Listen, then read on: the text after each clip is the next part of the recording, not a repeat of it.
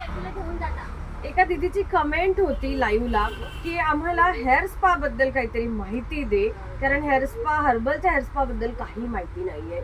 So specially त्या दीदीसाठी, second सगळ्या दीदीसाठी आहेत. तुम्ही परचेस करू शकतात. काही साईड इफेक्ट नाही आहेत ह्या हेअर स्पाचे. No side effect. 10 वर्षाच्या पुढे कोणीही लावू शकतं. 10 वर्षाच्या आतमध्येही लावलं तरी काही प्रॉब्लेम नाही आहेत. हा टोटली नॅचरल आहे. स्काल्पला देखील लावू शकता. डॅन्ड्रफचा प्रॉब्लेम तुमचा क्लिअर होईल. अशा प्रकारे हा हेअर स्पा असतो. खूप जास्त थिक असतो. खूप जास्त हा प्रमाणात थिक असतो. क्वालिटी एक नंबर आहे. तुमचे स्मूथ तुमचे केस पहिल्याच वापरात स्मूथ शायनी होतात.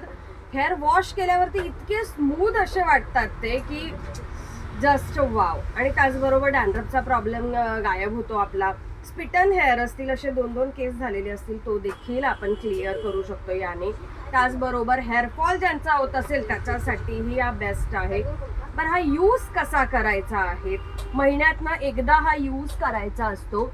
महिन्यातनं एकदा. पण खूप प्रॉब्लेम असेल तर महिन्यातनं 2 वेळा तुम्ही लावू शकता. तासभर काढायचंय आपल्याला महिन्यातनं.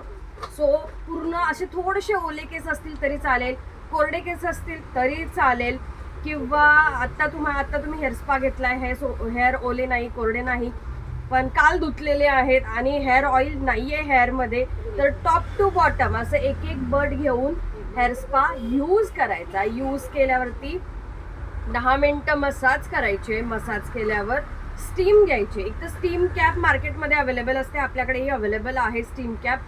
ती हेअर ऑइल केल्यानंतर पण यूज करू शकतात तुम्ही, हेअर स्पा करताना पण यूज करू शकतात.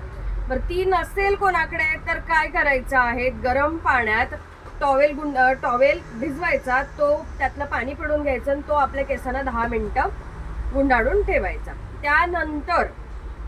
त्यानंतर तुम्हाला कोमट पाण्याने केस धुवून टाकायचे. ना शॅम्पू ना कंडिशनर. 3 दिवस काहीच यूज करायचं आणि नुसतंच कोमट पाण्याने केस धुवायचे आहेत. आणि आवर्जून मला कमेंट करून सांगायचं आहे की काय तुम्हाला रिझल्ट मिळाला, आणि ज्यांनी वापरलाय त्यांनी आवर्जून कमेंट करून सांगावं. म्हणजे ज्या मैत्रिणी नवीन आहेत आणि याबद्दल खूप काही मनात शंका आहेत त्यांना क्लिअर होईल की खरोखर राईट आहे, रॉंग आहे. आणि थोडासा वेळ त्या चकल्या करंज्या बनवण्यामधून काढून ना रील्सला शेअर आणि लाईक करायला विसरू नका.